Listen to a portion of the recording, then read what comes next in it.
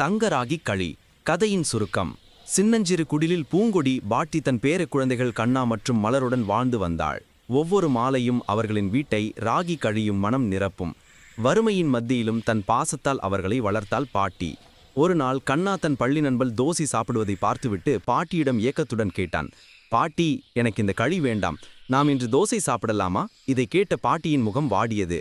பாட்டி அடுப்பில் இருந்த களியை மெதுவாக கிண்டி அதை மிளகாய் பொடி வைத்த சிறிய கிண்ணத்துடன் கண்ணாவுக்கு பரிமாறினாள்.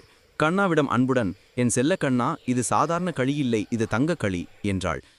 ஏனென்றால் இந்த உணவில் என் தாயின் ஞாபகமும் அவரது தாயின் ஞாபகமும் கலந்திருக்கிறது. மிக கஷ்டமான காலங்களில் கூட பாசத்தை பகிர்ந்து கொண்டு இதை சாப்பிட்டுதான் அவர்கள் வாழ்ந்தார்கள்.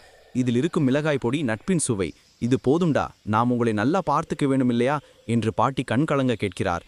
பாட்டியின் கவலை புரிந்த கண்ணா அவளது கையை பிடித்து கொண்டு, ஆயா, நீ கஷ்டப்படாதையா, நான் சும்மா சொன்னேன் என்று அவளை தேற்றினான். பாட்டி அவனை அன்புடன் நினைத்து கழியை ஊட்டினாள். அந்த தருணத்தில் கண்ணாவுக்கு அந்த சாதாரண உணவு ஒரு தங்க பொக்கிஷமாக மாறியது.